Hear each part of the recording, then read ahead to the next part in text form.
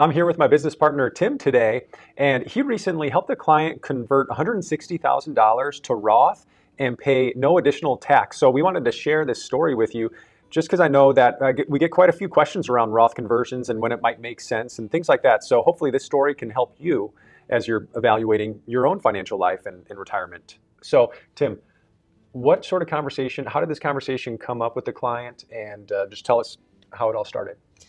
Yeah, Dave, my favorite part about all of this is it actually didn't start with the goal of how can we convert more money from IRA to Roth IRA, but it started with their values. What was most important to them? And most important to them was maximizing charitable giving over their lifetime.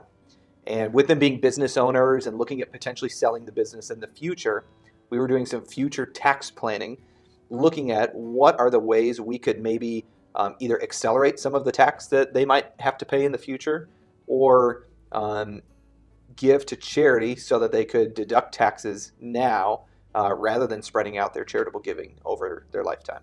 Did you talk about charitable giving with them in previous years? Was this? Yeah, that's always been an ongoing conversation. Is their goal was to give about 10% of their gross income every year for the rest of their life. So we said, hey, let's map that out over the next 30, 35 years. Sounds maybe a little extreme of something to do, but we saw when we did that, there were some unique opportunities they had in this specific year of doing a lot of their charitable giving over the next 4 to 5, and maybe not doing any charitable giving after that.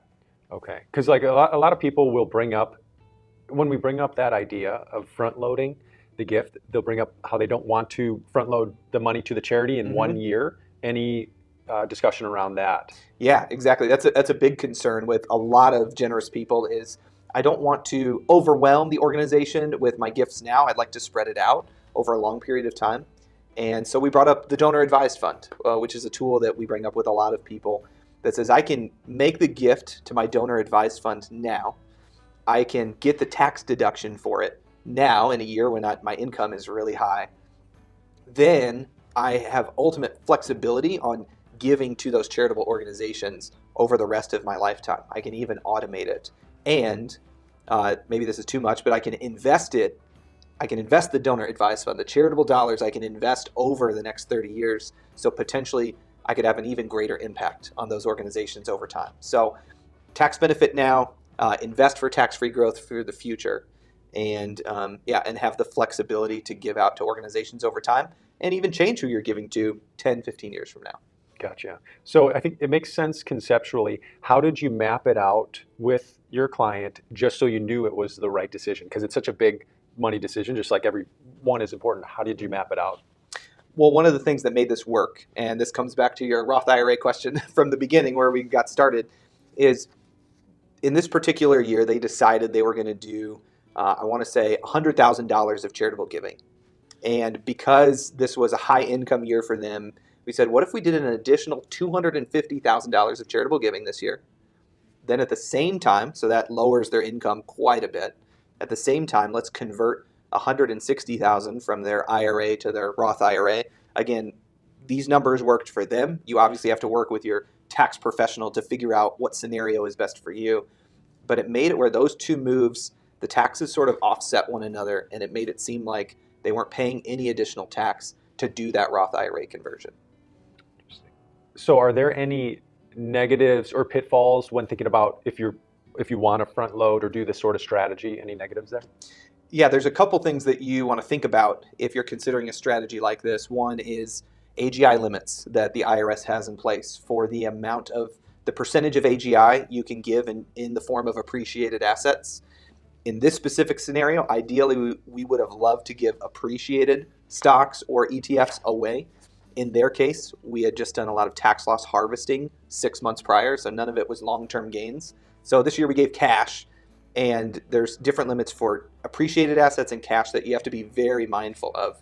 Above that, you can actually roll over those charitable contributions to future years, but it's something to keep in mind. Another potential negative is you are front-loading your giving. So the money's not yours anymore. It's going into that donor advised fund, and it's committed to charity. That's why you get the tax deduction. So make sure you're running this charitable plan along with your retirement income plan, making sure it's sustainable over time. In this case, we saw this actually is a benefit to the retirement income plan over time because they had already pre-committed to give for the rest of their lives. And I think the third one is look back at your values. Is giving and having an impact everyone wants to do that. Is it one of your top values as a family? And define your values. Once you've defined your values, then you can consider strategies like this. But maybe this isn't for you, and don't give to charity just because you're getting a tax deduction. But maybe try, though. That's excellent. So any other benefits that we should know about behind this strategy? I think there are two things that we probably haven't hit yet, and that is, number one, they were able to move over $300,000 into a tax-free bucket, whether it's a tax-free bucket for giving or a tax-free bucket for their family, the Roth IRA. Those two can both stay invested over the next 20, 30 years and grow tax-free. So that's one really neat way to look at it, especially if you feel like you're paying no more tax than you did the year before. The second benefit of moving money from IRA to Roth IRA, and most people probably know this, but at age 72, when the required minimum distributions kick in, some people might be like this couple where at age 72, as we mapped out their retirement income plan, they're getting a significant forced pay raise that they have to pay taxes on at that point. So the more we can move into the tax-free bucket that's not susceptible to RMDs, the less that pay raise is going to be at age 72.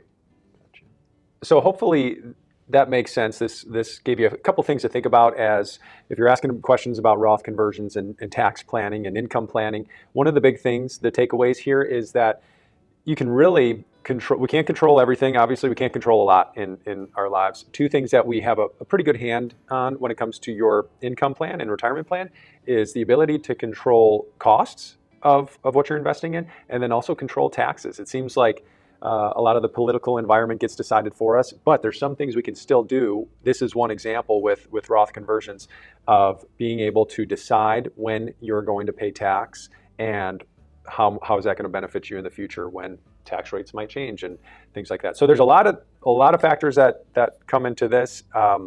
If you've got questions, and specifically around if you're thinking about charitable planning, but you don't know all of the strategies out there and you want to talk about it, we do leave space. I think maybe 1 or 2 spaces open a week to talk to Tim or I, specifically just around charitable planning. It's not even a meeting to talk about our services at Streamline and how we help people. It's really just for people who want to know more. We want to help people with if they're charitably minded, and we want to make sure that they're getting the most benefit as well. For what they want to do. So we hope that was helpful for you. If you've got questions, feel free to click on that link below, and we'll see you in the next video. Take care.